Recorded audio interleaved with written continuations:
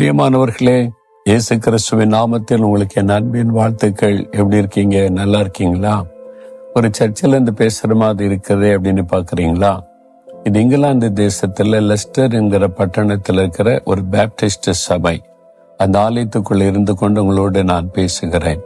London மாநகர்ல இருந்து 2.5 மணி நேரம் travel பண்ணி இங்க கார்ல வந்தா இந்த சிட்டியை நம்ம அடைய முடியும். இதுல என்ன முக்கியம் இருக்கிறது என்று சொன்னால், 1793 இங்கிருந்து இந்த சபையிலிருந்து புறப்பட்டு வந்த வில்லியம் கேரி என்ற ஒரு மிஷனரி கல்கத்தாவில் ஊழியம் செய்து அநேக மக்களுக்கு சுவிசேஷத்தை அறிவித்தது மாத்திரம் அல்ல, அந்த நாட்களில் 30க்கும் அதிகமான மொழிகளில, இந்திய மொழிகளிலே வேதாகமத்தை மொழிபெயர்த்திருக்கிறார். அந்த காலத்திலேயே அப்படியானால் எவ்வளவு ஆர்வத்தோடு இந்திய மக்கள் இயேசுவை அறிய வேண்டும் என்று அந்த மொழிகளை கற்று 30க்கும் அதிகமான மொழிகளிலே வேதத்தை மொழிபெயர்த்தார் என்றால் எவ்வளவு பெரிய சாதனை இல்லை? அந்த வில்லியம் கேரி மிஷனரி அவருடைய மகனை அங்கு இந்தியாவிலே மறிக்க கொடுத்தார். அவருடைய மனைவி பைத்தியம் பிடித்த நிலைமையில பாதிக்கப்பட்டிருந்தாங்க. எத்தனையோ போராட்டங்களுக்கு நடுவில் அவர் இயேசுவின் மேல் உள்ள அன்பினாலும் இந்திய மக்கள் மீது வைத்த பாசத்தினாலும் தங்கியிருந்த ஊழியை செய்திருக்கிறார். அங்கேதான் மறித்து அடக்கம் பண்ணப்பட்டார். சிராம்பூர்ல ஒரு பெரிய யூனிவர்சிட்டி அவர் உருவாக்கினார்.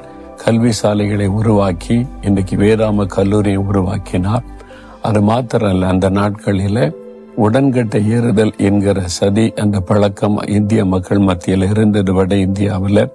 அதற்கு விரோதமாக இவரும் அங்கிருக்கிற சமுதாய அக்கறை கொண்ட மக்களோட தலைவர்களோடு சேர்ந்து மிக பெரிய போராட்டத்தை நடத்தி கவர்னர் ஜெனரலிடத்திலே போய் அதுக்கான கடிதத்தை வாங்கி முற்றிலும் அதை வேறறுக்கும்படியான போராட்டத்தை செய்த முடிவுக்கு கொண்டு வந்திருக்கிறார். இப்படி சமுதாய அக்கறையோடு செயல்பட்ட ஒரு தெய்வ மனிதர் தான் வில்லியம் கேரி என்ற தெய்வ மனிதர். அவருடைய செயலை பாராட்டி இந்திய அரசாங்கம் ஸ்டாம்ப் எல்லாம் வெளியிட்டிருந்தது அவருக்கென்றே பிரத்யேகமாக. அந்த அளவு தேசத்திலே நன்மையான காரியத்தை செய்தவர். அவருக்குள்ளே ஒரு அற்புதமான வார்த்தை துவனித்து மக்கள் மத்தியில் அறிவித்தார். அதாவது, attempt great things for God and expect great things from the Lord. ஆண்டவருக்கென்று பெரிய காரியத்தை நீங்க திட்டமிடுங்க, ஆண்டவரிடத்திலிருந்து பெரிய காரியத்தை எதிர்பாருங்கள். அதுதான் அவருடைய தரிசனமான வார்த்தை. அதனால அவர் இங்கே பிறந்து வளர்ந்தாலும் ஒரு ஒரு கடையில அந்த ஷூவை ரிப்பேர் பார்க்கிற ஒரு பையனாகத்தான் ஆரம்பத்தில் வாலிபனாய் வேலை செய்திருக்கிறார். அப்படி ஒரு ஏழை குடும்பத்தில் பிறந்த அவர் இந்தியாவு மக்களை குறித்த தரிசனத்தோடு புறப்பட்டு சாதித்திருக்கிறார். இந்த வார்த்தை சொல்லுவதற்கு அவர் பயன்படுத்தின வசனம் ஏசாயா 54 அதிகாரம் 2-3 வசனங்கள். அதை நான் உங்களுக்காய் வாசிக்கிறேன். உன் கூடாரத்தின் இடத்தை விசாலமாக்கு, உன் வாசஸ்தலங்களின் திரைகள் விரிவாகட்டும், தடை செய்யாதே. உன் கயிறுகளை நீளமாக்கி உன் முளைகளை உறுதிப்படுத்து. நீ வலதுபுறத்திலும் இடதுபுறத்திலும் இடங்கொண்டு பெருகுவாய். உன் சந்ததியார் ஜாதிகளை சுதந்தரித்துக் கொண்டு பாழாய் கிடந்த பட்டணங்களை குடியேற்றுவிப்பார்கள். நீ வலதுபுறத்திலும் இடதுபுறத்திலும் இடங்கொண்டு பெருகுவாய்.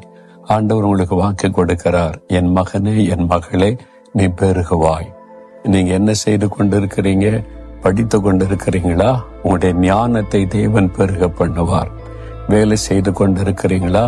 வேலையிலே திறமைகளை பெருக பண்ணி மேலும் மேலும் உயர்த்துவார். வியாபாரம் செய்து கொண்டிருக்கிறீர்களா? வியாபாரத்தின் எல்லைகளை விரிவாக்கி பெருக பண்ணி வலதுபுறம் இடதுபுறம் பெருகும்படி கர்த்தர் செய்வார். விவசாயம் செய்கிறீங்களா? நிலத்தின் விளைச்சலை பெருக பண்ணி ஆசீர்வதிப்பார். ஊழியம் செய்கிறீங்களா? உங்களுடைய சபையை கர்த்தர் ஆசீர்வதித்து பெருக பண்ணுவார். நீ என்ன செய்து கொண்டிருந்தாலும் வலதுபுறத்தும் இடதுபுறத்திலும் இடங்கொண்டு பெருகும்படி கர்த்தர் உங்களை பெருக செய்வேன் என்று வாக்கு கொடுக்கிறார். விசுவாசிங்க.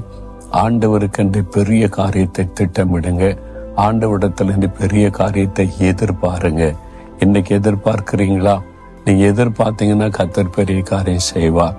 என் ஊழியத்தின் ஆரம்ப காலத்திலேயே அவர் பேசின இந்த வார்த்தைகள் என் உள்ளத்தில் ஆழமாய் பதிந்திருந்தாரு. ஆகுதான் நாலுமாவுடைய இந்த சின்ன கிராமத்துல இன்னைக்கு ஆண்டவருக்காக எவ்வளவு பெரிய காரியம் நடக்கிறது. காரணம் விசுவாசம். இயேசுவனிடத்தில் இந்த பெரிய காரியத்தை நான் எதிர்பார்த்தேன்.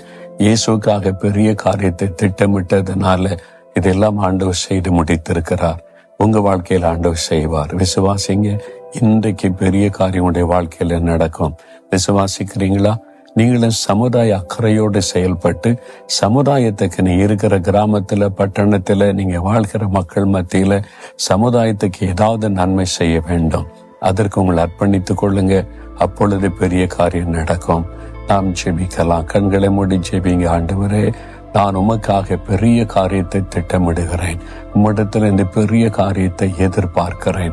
வலது புறத்திலும் இடது புறத்திலும் இடங்கொண்டு பெருகுவா என்ற வார்த்தையின்படி நீர் என்னை பெருக பண்ணுகிறதற்காய் ஸ்தோத்திரம்.